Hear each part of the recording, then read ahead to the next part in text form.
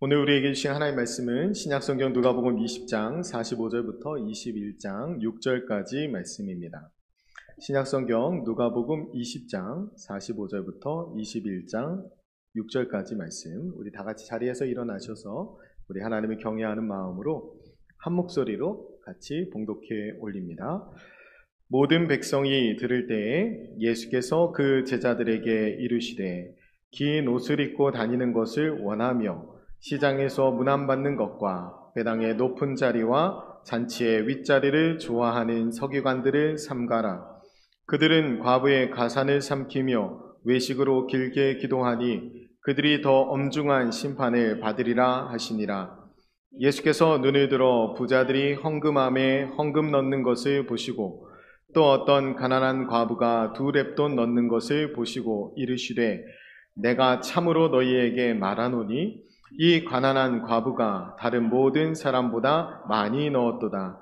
저들은 그 풍족한 중에서 헌금을 넣었거니와 이 과부는 그 가난한 중에서 자기가 가지고 있는 생활비 전부를 넣었느니라 하시니라. 어떤 사람들이 성전을 가리켜 그 아름다운 돌과 헌물로 꾸민 것을 말하매 예수께서 이르시되 너희 보는 이것들이 날이 이르면 돌 하나도 돌 위에 남지 않고 다 무너뜨려지리라. 아멘.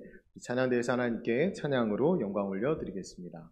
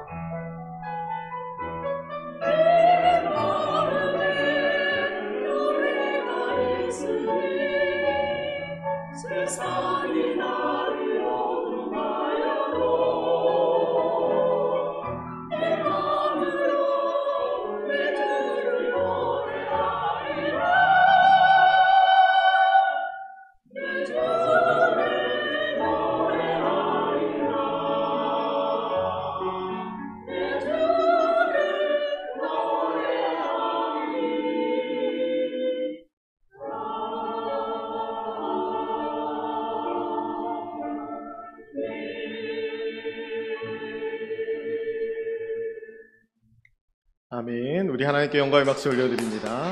아멘. 기도하겠습니다. 찬양받기에 합당하신 아버지 하나님, 주님의 이름을 높여 찬양하게 하시니 감사합니다. 하나님, 우리가 하나님의 은혜 받은 자들로 이 땅 가운데 살아갈 때 주님의 찬송이 되고 노래가 되어야 될 텐데, 하나님 이 시간에 말씀 가운데 우리를 교훈하여 주시고 다시 새롭게 해주셔서 나는 죽고 예수로 사는 삶의 결단이 일어날 수 있도록 주님께서 도와주옵소서.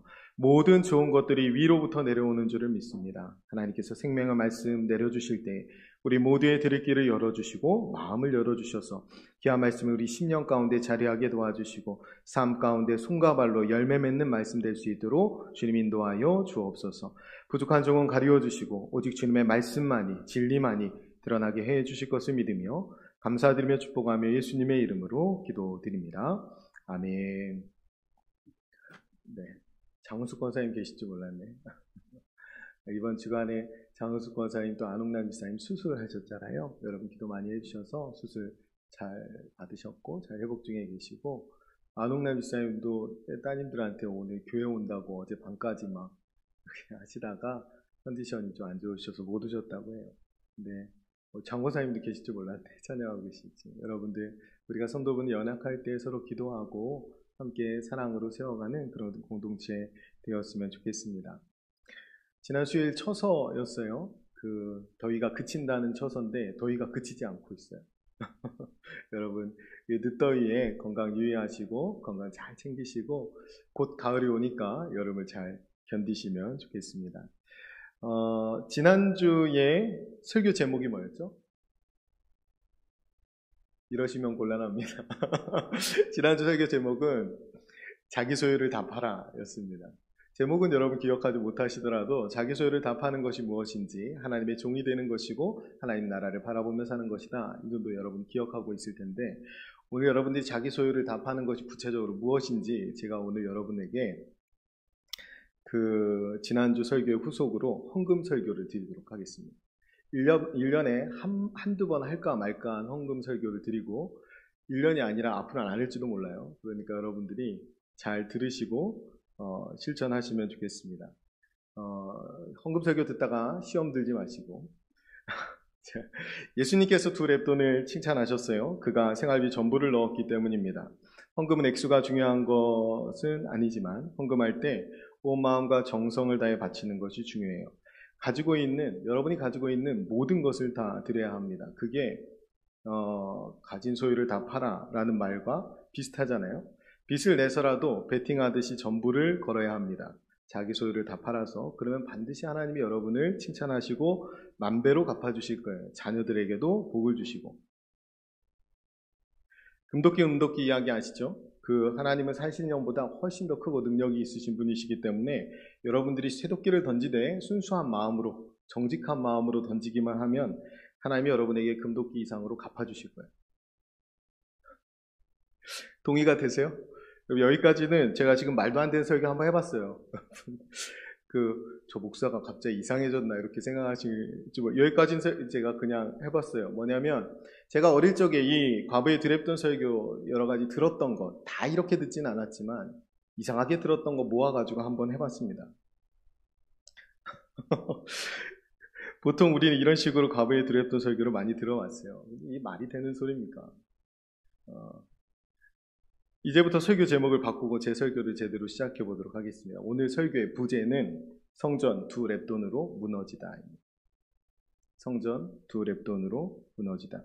오늘 본문은 당시 사람들이 자랑하던 돌과 헌물로 세워졌던 화려한 예루살렘 성전이 과부가 던진 두 렙돈으로 무너지는 이야기입니다. 한 사람도 살리지 못한 성전을 하나님께서 헐어버리시는 거예요. 실제로 예루살렘 성전을 주님께서 헐어버리신 것을 우리가 잘 알고 있습니다. 그래서 오늘 본문은 과부의 두 렙돈을 하나님께서 칭찬하신 이야기가 아니라 과부의 이 두 렙돈 헌금에 진노하신 이야기입니다. 과부에게 진노하셨다는 게 아니에요. 여러분께서 오해하면 안 됩니다. 과부에게 진노하신 게 아니라 과부의 가산을 삼키고 과부가 이렇게 헌금할 수밖에 없이 만든 서기관들과 종교 기득권자들에게 진노하셨다라는 말이에요. 이 진노가 45절부터 47절까지 기록되어 있어요. 20장 45절 47절. 그 다음에 21장 1절부터 4절까지는 주님께서 그 현장을 직접 목격하십니다. 확인하시는 거예요. 확인하신 다음에 5절 6절에서 경고하시죠. 탐심으로 쌓아 올린 이 돌을 내가 다 무너뜨려 버리겠다. 이렇게 이야기가 이어지는 거예요. 그래서 설교의 부제가 성전 두 렙돈으로 무너지다입니다. 그럼 본문을 자세히 살펴볼게요.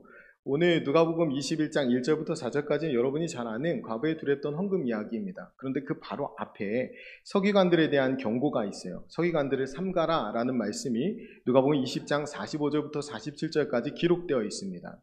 여러분, 성경을 문맥에 따라 읽는 것이 대단히 중요한데 여러분, 문맥은 앞뒤를 보면서 읽는다는 거예요. 그런데 이게 20장, 21장 이렇게 나뉘어져 있으니까 여러분이 20장 이야기 끝 하고 21장 새로운 이야기인 줄 아시는데 그거 아닙니다. 이어진 이야기예요. 여러분, 장절이 나뉘어진 것은 성경이 처음 기록될 때부터 나뉘어진 게 아니에요. 성경은 원래 읽도록 쓰여진 책이 아니라 읽어주도록 선포된 책이에요. 그러니까 서로 어디를 찾고 이렇게 같이 읽는 것으로 만들어진 책이 아니라 이스라엘아 들으라 이렇게 하고 회당에서 한 명이 읽으면 그냥 듣는 거였어요. 그런데 인쇄술이 발달한 다음에 성경이 모두의 손에 쥐어지면서 성경을 찾아야 되잖아요. 그때 비로소 장절이 만들어집니다. 최초의 장이 만들어진 건 1228년이고 절이 만들어진 거는 신약성경은 1448년, 구약성경은 1551년. 그런데 이 모든 것이 합쳐져서 장절이 명확하게 나누어진 성경이 최초 나오는데 그게 제네바 성경입니다. 1560년. 그 전까지는 장절이 나뉘어지지 않아요. 그래서 여러분들이 가끔 장절을 이상하게 나눈 부분도 있어요. 그렇다 보니까 이것을 문맥을 놓치고 읽는 경우가 있는데 오늘 성경은 20장과 21장이 이어져 있습니다. 오늘 하나님께서 경고하신 삼가라고 하신 서기관들이 누구예요? 말씀을 보면 대단히 권위인 척하고 긴 옷을 입고 다니고 시장에서 문안받는 것과 해당의 높은 자리, 잔치자리의 윗자리를 좋아하는 사람들. 이런 서기관들을 삼가라는 거예요. 왜? 이런 서기관들이 어떻게 합니까? 47절에 그들은 과부의 가산을 삼키며 외식으로 길게 기도하니 그들이 더 엄중한 심판을 받으리라 하시니라. 질문. 여기서 과부의 가산을 삼키는 것과 서기관들이 외식하면서 길게 기도하는 것이 무슨 상관이 있습니까? 한 번 말씀드린 적이 있어요. 다른 본문 설교하다가. 당시 고대 이스라엘 문화를 이해하면 이것이 이해될 수 있는데 당시 남편이 죽고 친족도 없는 과부된 여자는 그 재산을 성전 서기관이 관리했습니다. 왜 그러냐면 이 당시의 이 서기관들은 율법학자예요. 오늘로 따지면 법학자들입니다. 그러니까 이들이 법적으로 이 여인을 보호해 주는 거예요. 이 여인의 재산을. 사회적 안전장치가 전혀 없던 이 시대에 과부가 되어버리면 여자는 사람 취급을 못 받을 때였거든요. 그래서 이렇게 과부가 되면 제대로 된 삶을 살아갈 수 없고 자기의 재산을 보호할 수도 없었어요. 그래서 법적으로 서기관들이 이 종교법에 따라서 이들의 재산을 지키고 또 생활을 돕도록 만들어 놨던 겁니다. 그런데 문제는 뭐냐면 이들이 이 재산에 욕심을 냈다는 거예요. 문제는. 그래서 성전 기득권자들과 결탁하고 제사장들과 결탁하고 이 재산을 유용하기 시작했다는 거예요. 유용하기. 이것이 과부의 가산을 삼킨 것입니다. 여러분이 과부라고 생각해 보세요. 내 재산을 누구한테 맡기겠어요? 믿을 만한 사람한테 맡겨야 되잖아요. 누가 믿을 만한 서기관입니까? 어떻게 할 수 있어요? 사람 속을 어떻게 합니까? 그래서 경건해 보이는 사람을 찾는 겁니다. 오래 기도하는 사람. 겉보기에 거룩해 보이는 사람. 그래서 이 서기관들이 외식하기 시작하는 거예요. 외식이 곧 영업입니다. 이 서기관들이. 자기가 더 거룩해 보이면 자기에게 더 많은 과부들이 와서 재산을 맡길 것 아닙니까? 그래서 오래 기도하는 사람을 이 신앙 좋아 보이는 사람으로 이 과부들은 찾았고 이 과부들의 재산을 탈취하기로 마음먹은 이 서기관들은 외식하면서 더 길게 기도한 겁니다. 진짜 악하죠. 그래서 이들에 대해서 하나님이 진노하시는 거예요. 그래서 이들에 대해서 하나님 뭐라고 말씀하시냐면 하나님이 더 엄중한 심판을 받을 것이다 라고 말씀하시죠. 이만큼 악하고 끔찍한 일들을 이들이 했다는 거예요. 예수님께서는 심판받아 마땅한 이들의 죄를 지적하신 다음에 이들의 악행을 지적하신 다음에 성전에서 헌금하는 사람들을 유심히 살펴보십니다. 그래서 그때 부자들이 와서 많이 헌금하는 것을 보셔요. 또 그 사이에 가난하고 힘없는 한 여인이 와서 그곳에 2렙돈 넣는 것을 보십니다. 보시고 하시는 말씀이에요. 오늘 1절부터 4절까지 말씀을 한번 같이 읽겠습니다. 21장 1절부터 4절까지 말씀 같이 읽습니다. 예수께서 눈을 들어 부자들이 헌금함에 헌금 넣는 것을 보시고 또 어떤 가난한 과부가 2렙돈 넣는 것을 보시고 이르시되 내가 참으로 너희에게 말하노니 이 가난한 과부가 다른 모든 사람보다 많이 넣었도다. 저들은 그 풍족한 중에서 헌금을 넣었거니와 이 과부는 그 가난한 중에서 자기가 가지고 있는 생활비 전부를 넣었느니라 하시니라. 아멘.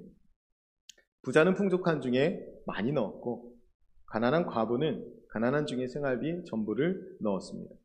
부자들은 배부르게 잘 먹고 잘 살고 남은 돈을 헌금했다면 과부는 헌금한 뒤에 남은 돈이 없어요. 전부를 드린 겁니다. 여러분 여기에 과부를 칭찬하는 내용이 있나요? 오늘 본문에 과부의 이 헌금을 칭찬하는 내용이 있습니까? 여러분 있다고 들으셨잖아요. 있다고 들어오셨잖아요. 여러분 성경을 스스로 읽는 것이 중요합니다. 여러분 성경을 스스로 읽고 스스로 분별하고 판단력을 갖는 것이 중요해요. 우리가 묵상하는 방법이 성질 내 기인데 성질 안 내려면 묵상하셔야 된다고 그랬죠.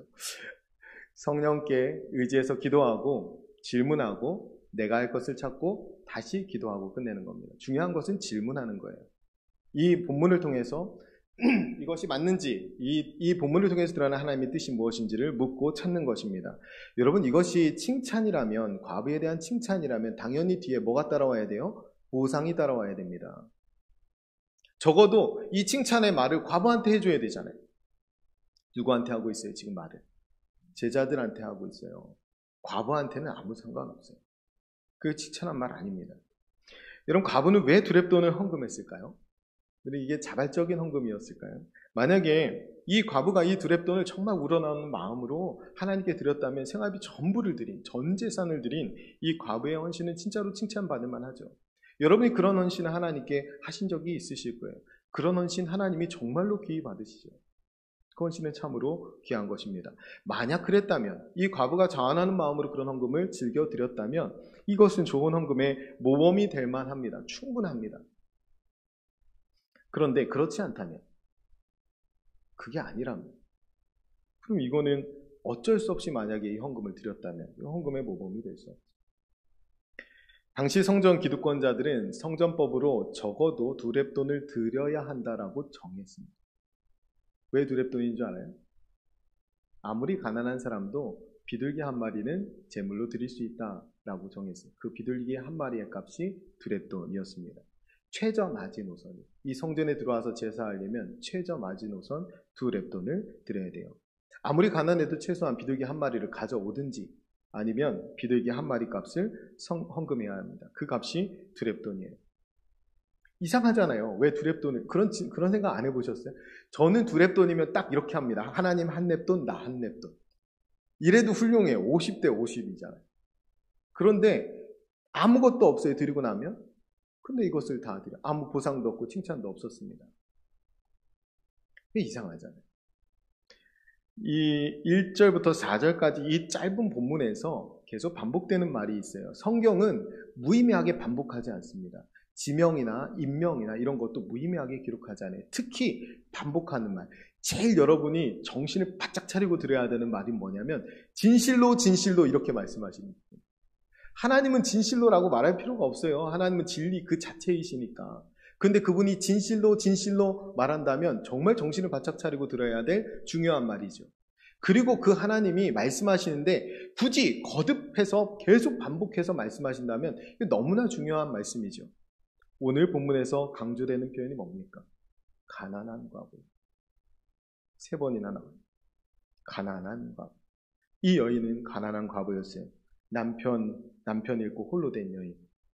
재산을 전부 성전에 빼앗긴 상태. 게다가 2렙돈마저도 억지로 성전에 드려야 되는 사람. 가난한 과부. 가난하다고 하나님이 계속 말씀하시는데 이것을 하나님이 칭찬했다고 우리가 오해한다면 그럼 진짜 우리가 읽을 눈이 없는 것이죠. 들을 귀가 없는 것이고 4절에 이 과부는 그 가난한 중에서 자기가 가지고 있는 생활비 전부를 넣었느니라 라고 했습니다. 여러분 이게 칭찬으로 들으세요? 여러분 이 말씀에 담겨있는 하나님의 분노가 느껴지지 않습니까? 여러분 헌금의 대원칙을 말씀드릴게요. 이거 꼭 기억하세요. 고린도후서 9장 7절 말씀인데 여러분 암송 구절로 넣어드렸습니다. 각각 그 마음에 정한 대로 할 것이요 인색함으로나 억지로 하지 말지니 하나님은 즐겨내는 자를 사랑하시느니라. 억지로 하면 안 돼요. 인색함으로 하면 더 안 되고 즐겨내야 합니다. 근데 가장 중요한 게 뭐예요? 각각 그 마음으로 정한 대로 할 것. 지금 이 여인에게 두 렙돈은 그 마음으로 정한 게 아니라 정해진 것입니다. 남이 정해주는 것, 강요된 헌금은 헌금 아닙니다. 하나님 거 받지 않아요. 내가 마음으로 정해서 헌금해야 합니다. 11조 헌금도 있고 선교 헌금도 있고 미랄 헌금, 건축 헌금도 있고 주정 헌금도 있고 헌금의 종류는 여러 가지 있습니다. 그런데 여러분이 스스로 내가 헌금을 정해서 마음으로 정해서 하는 것이 가장 중요합니다. 헌금의 목적이 뭘까요? 헌금 드리고 복 받는 것이 목적이라고 생각하면 큰일 납니다. 헌금을 드리는 목적이 있어요. 고린도후서 8장 12절 13절에 명확히 밝혀져 있습니다. 할 마음만 있으면 있는 대로 받으실 터이요 없는 것은 받지 아니하시리라. 이는 다른 사람들은 평안하게 하고 너희는 공고하게 하려는 것이 아니요 균등하게 하려 함이니 이제 너희의 넉넉한 것으로 그들의 부족한 것을 보충함은 후에 그들의 넉넉한 것으로 너희의 부족한 것을 보충하여 균등하게 하려 함이라. 기록된 것 같이 많이 거둔 자도 남지 아니하였고 적게 거둔 자도 모자라지 아니하였느니라. 아멘. 반복되는 말이 뭐예요? 균등하게 하기 위해서. 그래서 많이 버시는 분들, 많이 버는 것도 은사예요. 사랑으로 쓰라고 하신 은사 중에 하나니까 많이 내시면 됩니다. 적게 버는 사람 적게 내면 돼. 없는 사람 안 내면 됩니다. 여기 나오잖아요. 없는 것은 받지 아니하리라. 없는 자는 드릴 필요가 없는 것이 헌금입니다. 그러므로 우리 주님께서 두 렙돈을 이 생활비 전부인 이 과부의 두 렙돈을 그것을 기쁘게 받으실 수 없는 하나님이에요. 과부가 이 헌금을 이렇게 해버리면 균등을 어떻게 이룹니까? 그럼 하나님 이것을 칭찬하시나요? 말도 안 됩니다. 하나님 이거 보시면서 아파하셨을 거예요. 이거 보시면서 분해하셨을 겁니다. 그래서 과부를 착취하는 이 성전 기득권자들을 향해서 책망하시는 거예요. 그리고 이 강도의 구렬이 되어버린 이 성전을 허물어버리겠다고 경고하시는 겁니다. 그런데 우리는 이 말씀을 오해해서 과부를 칭찬하셨다고 생각해요. 우리가 주님을 분명히 우리 주님께서는 없는 것을 받지 않는 분이시라고 분명히 말씀해 주셨는데 우리는 그렇게 오해합니다. 우리는 생활비뿐 아니라 빚을 내서까지 헌금하려고 그래요. 왜 그러죠? 불타는 주님을 향한 사랑 때문입니까? 주님을 그렇게 뜨겁게 사랑해서 그래요? 그럴 수도 있겠죠. 아닌 경우가 더 많아요. 빚내서 헌금할 때 땅투기 하는 사람들과 다를 바 없는 탐욕 때문에 드릴 때도 많이 있습니다. 많이 드리면 칭찬받고 많이 드리면 되돌려받을 것 같은 그 기대 때문에 하는 헌금, 그걸 조심해야 돼요. 새도끼를 빠뜨리고 새도끼 달라 했을 때 그 정직한 그런 착한 나무꾼은 보상을 받죠. 그런데 이 착한 나무꾼과 달리 새도끼 던져놓고 금도끼 달라고 하면 그것은 못된 나무꾼 아닙니까? 우리가 하나님께 두렙돈 드리고 더 큰 거 돌려받으려고 하면 그 이 못된 나무꾼의 마음으로 못된 헌금 드리는 거 아니겠어요? 우리가 내가 생각이 그냥 자연스럽게 내 생각이 흐르는 대로 하는 것이 다 하나님의 뜻이라고 생각하면 안 됩니다. 여기저기 금도끼 돌려받았다는 간증이 넘쳐나니까 저건가 보다 이렇게 생각하죠. 그런 일도 있겠죠. 그런데 자본주의 사회에서 이 제한된 자원 가운데 살아가는 게 자본주의예요. 타락한 다음에 에덴 동산을 쫓겨난 다음부터는 제한된 자원, 제한된 지식, 제한된 공간 가운데 살아가야 되는데 그때부터 어떤 일이 일어나냐면 갈등과 다툼이 일어납니다. 제일 처음에 여자와 남자의 갈등과 다툼이 일어나잖아요. 여자는 남자를 원해요. 이 험한 세상, 혼자의 힘으로 살아갈 수 없으니까. 빼앗기고 빼앗기는 세상에서. 근데 남자는 여자 보니까 약하니까 어떻게 해요? 다스리기 시작합니다. 이게 인류의 역사의 시작이에요. 그래서 지금까지도 빼앗고 뺏기는 그 전쟁의 역사가 계속되는 거 아닙니까? 자본주의 사회에서 누군가 많이 갖잖아요, 재화를. 그럼 누군가 못 갖는 거예요. 그럼 이것을 축복이라고 간증할 수 있습니까? 이것을 우리가 동경할 수 있어요? 이 누군가가 많이 가지면 적게 가지고 우리가 여기에서 아까 우리 장로님도 기후 위기에 대해 잠깐 기도하셨는데 우리가 여기서 함부로 살면 아프리카 땅에서 비가 안 옵니다. 우리가 함부로 하는 것 때문에 다른 데에서 그런 일이 일어난다는 거예요. 그런데 우리에게 풍족함을 주셨다고 마냥 자랑할 수 있겠습니까? 그것은 이걸 알면서 그렇게 얘기한다면 그 하나님을 모독하는 것이죠. 창조주 하나님을 모독하는 것입니다. 생활비 전부를 넣은 것은 하나님이 기뻐하시는 헌금 아니에요. 우리 하나님은 그런 하나님 아닙니다. 오늘 본문에서 생활비 전부를 넣었느니라 라고 번역되어 있는 넣다라는 동사는 헬라어로 발로라는 말입니다. 그런데 다른 곳에서는 이 발로라는 이 헬라어가 넣었다라는 표현보다 훨씬 더 과격한 표현으로 많이 쓰여요. 제가 읽어드릴게요. 던진다라는 뜻으로 더 많이 쓰이는데 마태복음 7장 19절에 아름다운 열매를 맺지 아니하는 나무마다 찍혀 불에 던져지느니라. 마태복음 13장 50절 풀무불에 던져 넣으리니 거기서 울며 이를 갈리라. 여러분 여기에서 지금 성전에 두렙돈을 넣었다는 말과 지금 던진다는 게 다 지옥에 던진다는 말이에요. 그 던진다라는 원어가 같아요. 그러니까 이것대로 읽으면 이 과부는 두 렙돈을 가서 넣은 게 아니라 두 렙돈을 가서 던진 거예요. 동전 두 개를 성전을 향해 던질 수밖에 없었던 이 여인의 두 렙돈 때문에 이 성전이 무너지는 것입니다.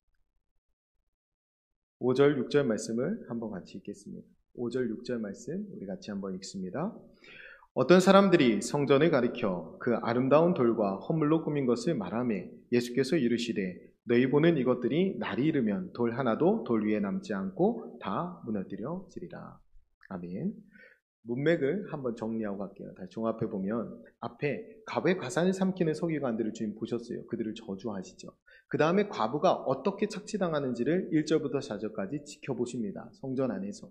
그 다음에 5절 6절에 이 성전 내가 무너뜨려 버리겠다 라고 선언하시는 거예요. 이렇게 말씀이 이어지는 겁니다. 성전은 만민이 기도하는 집이라고 하셨어요. 그런데 이 기도하는 집을 강도의 구렬로 만들어 버렸습니다. 그래서 하나님이 이 성전을 찾아오는 사람들에게 위로와 생명을 주어야 될 이 성전이 성전의 기능을 상실하고 도리어 생명을 빼앗고 있어요. 그러니까 이거 무너뜨려 버린다는. 본래 이 기능을 상실하고 황무한 곳이 되어버렸고 서기관들을 비롯한 성전 기득권자들의 돈벌이 마당이 되어버렸습니다. 그 현장을 주님께서 눈을 부릅뜨고 지켜보시는 거예요. 그 다음에 결단하시는 겁니다. 굉장히 무서운 말씀이에요. 이거. 앞뒤 문맥을 다 합쳐서 읽으면. 그래서 무섭고 두려운 말씀으로 우리가 받아야 합니다. 그런데 중요한 것은 무너지는 것은 성전이 아니라 뭐예요? 돌입니다. 하나님 이거 성전이라고 안 하죠. 돌이라고 해요. 예수님이 성전을 무너뜨리신 것이 아니라 돌을 무너뜨리십니다. 이것은 뭐냐면 진짜 성전이 세워지길 원하시는 거예요. 진짜 성전이 바로 서기를 원하시는 겁니다.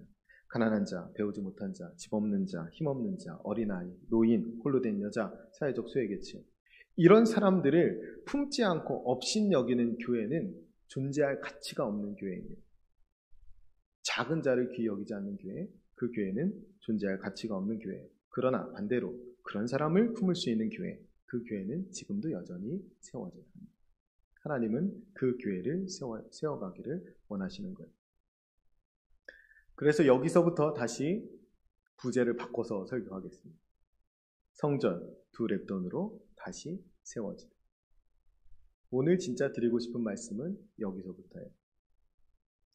과부가 던진 두 렙돈의 성전이 무너질 수 있다는 걸 우리가 보았어요. 그러면 반대로 이 말을 뒤집어 보면 과부의 두 렙돈으로 성전은 다시 세워질 수 있습니다. 여러분 과부는 그 당시에 아무 힘없는 사람이에요. 그가 가진 두 렙돈은 진짜 보잘것없는 거죠. 초라한 겁니다. 그런데 여기서 이것으로 교회가 무너지기도 하고 세워지기도 해요. 이게 하나님의 역사입니다. 이 과부에게 두 렙돈은 어떤 의미였을까요? 전 재산을 빼앗기고 이 여자가 고작 할 수 있는 보잘것없는 노동, 하루 종일 일해도 받을 수 있는 그 돈 두 렙돈, 한 끼니밖에 때울 수 없는 그 돈. 하지만 이 두 렙돈은 이 여인에게는 하루 전체예요. 하루의 일상 전체입니다. 누가 보기에는 이것이 너무 보잘것없고 작은 헌금이라 폄하할지 모르겠지만 이 여인에게는, 이 과부에게는 하루 전체예요. 일상의 전부입니다. 자기에게 맡겨진 소소한 일상을 열심히 살아낸 결과물이에요. 그래가지고 하나님 앞에 나왔어요. 그것이 두 렙돈입니다. 여러분, 그렇게 일상을 그리스도인답게 살아낸 삶이 곧 교회를 교회답게 세워갑니다. 일상을 그리스도인답게 살아낸 그 삶이 교회를 교회답게 세워가는 거예요. 헌금을 많이 내고 헌신을 많이 하는 것보다 여러분의 일상을 그리스도인답게 사는 것이 훨씬 더 중요합니다. 여러분이 아무리 하찮게 보여도, 별거 아닌 것처럼 보여도, 여러분의 일이 미미하더라도 그 일을 그리스도인답게 살아내는 것이 하나님 앞에서는 너무나 중요한 일이에요. 주어진 자리에서 하나님을 두려워하고 정직하게 행하면서 하나님을 사랑하고 그 받은 사랑으로 이웃을 내 몸과 같이 사랑하며 살아가는 것, 그것이 너무나 중요합니다. 그 일을 위해서 하나님이 우리를 세워주셨어요. 여러분, 이것은 우리의 습관이 되어야 하고 우리의 가치관이 되어야 합니다. 여러분, 이웃사랑의 깊이는 내가 이웃을 위해 내어준 액수의 크기가 아니라 주고 남은 액수가 얼마나 작은가로 결정합니다.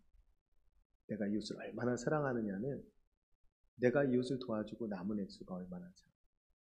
내가 대단히 큰 것을 누구에게 주어서 그 사랑이 큰 것이 아니라 얼마나 작은가, 내가 헌신하고 도와주고 남은 내 몫이 얼마나 작은가로 진짜 사랑과 진짜 섬김이 판가름 나는 것입니다. 여러분, 큰 부자가 크게 헌신한다, 큰 교회가 큰일 한다, 이런 말도 많이 하는데 다 헛소리입니다. 교회 일은 사람이 하는 게 아니고 하나님이 하셔요.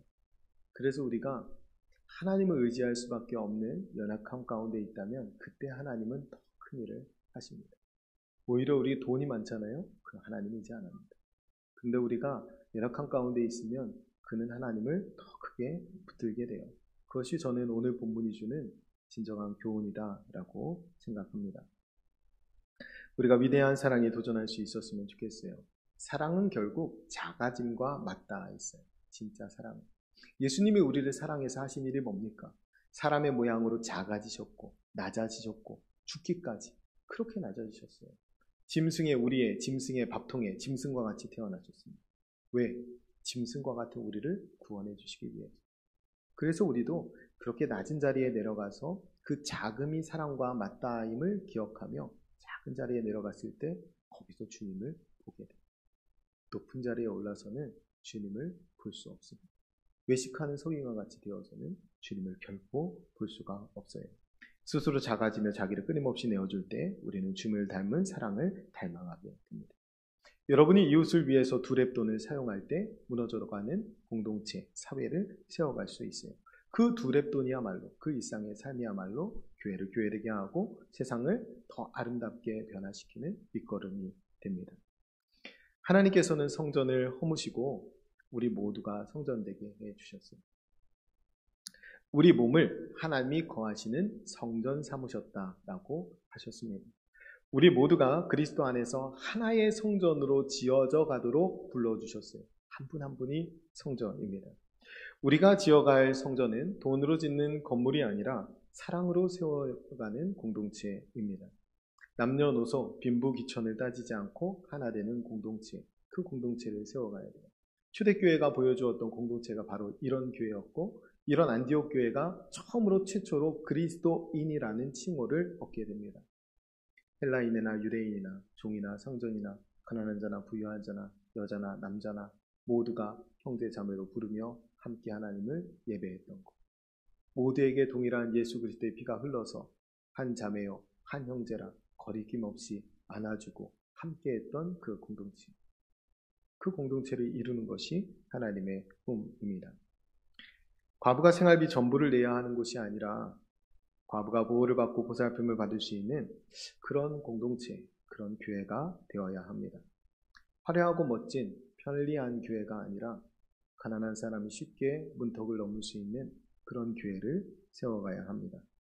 그런 교회를 위해서, 그런 공동체를 위해서 여러분들이 하나님 앞에서 귀한 헌신과 수고를 잘 감당해 주셨으면 좋겠습니다. 여러분의 두 렙돈, 일상을 그리스도인답게 살아낸 삶이 곧 교회를 교회답게 세워가는 것입니다. 결론으로 말씀드릴게요. 한 문장으로 정리할 수 있습니다. 우리가 세워갈 교회는 이 한 문장으로 정리할 수 있어요. 강한 자가 더 이상 강해지지 않고 약한 자가 더 이상 약해지지 않는 그런 교회, 그런 교회다운 교회를 우리는 함께 세워갑니다. 그래서 우리의 헌금 생활도, 우리의 예배 생활도, 우리의 믿음 생활도 모두 이곳에 맞춰져 있어야 합니다. 이 일을 함께 기쁨으로 감당하는 저와 여러분 되시기를 간절히 축원드립니다. 기도하겠습니다. 들은 말씀을 생각하면서 이렇게 기도했으면 좋겠어요. 하나님, 일상을 그리스도인답게 살게 해 주옵소서. 내 일상, 나의 두렵던 그것으로 하나님의 나라를 아름답게 세워가게 해 주옵소서. 하나님, 비워내고 작아지는 위대한 사랑, 용기 있게 도전하게 해 주옵소서. 두렵던의 헌신으로, 두렵던의 사랑으로 우리 공동체 든든히 세워 주옵소서. 여러분, 이것과 더해서 교회를 위해서도 같이 한번 기도했으면 좋겠습니다. 함께 기도합니다.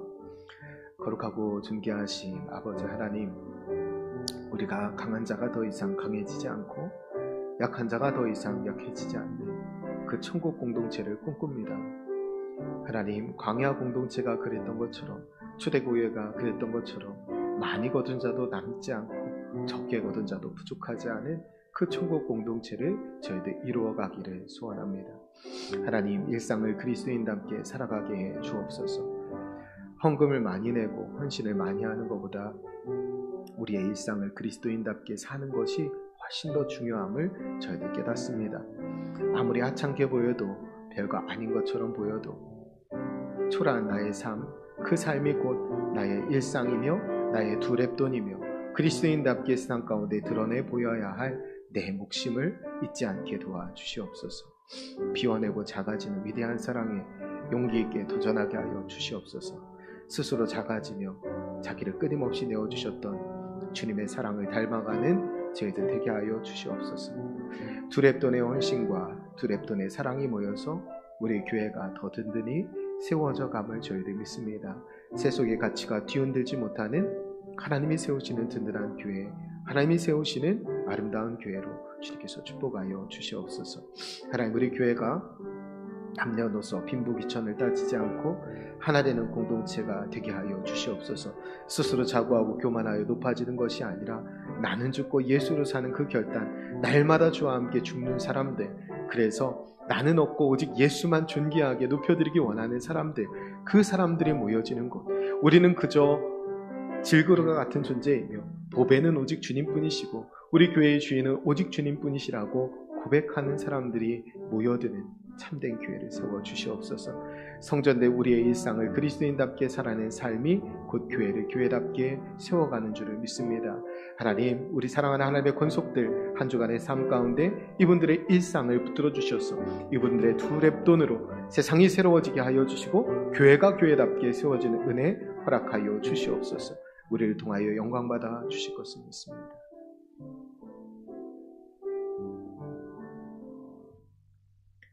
자비로우신 하나님 아버지, 우리에게 천국을 소유한 천국 백성의 기쁨을 주시니 감사합니다. 하나님의 모든 부요함을 덧입은 인생답게 살아가게 해 주옵소서. 무엇보다 일상을 참된 그리스도인답게 살기를 원합니다. 하나님의 선하시고 기뻐하시고 온전하신 뜻을 분별하여 하나님께서 기뻐하시는 산 제물로 드려지는 삶을 살게 해 주옵소서. 비워내고 작아지는 위대한 사랑을 용기 있게 실천하기 원합니다. 두렵돈의 헌신과 두렵돈의 사랑으로 우리의 공동체가 더욱 든든히 세워져 가게 해 주옵소서. 하나님의 나라는 성령의 능력으로 세워지는 것임을 잊지 않게 하시고 오직 하나님의 능력만을 의지하며 믿음으로 나아가는 저희들 되게 하여 주옵소서. 교회를 교회되게 하시는 우리 구주 예수 그리스도의 이름으로 기도드립니다.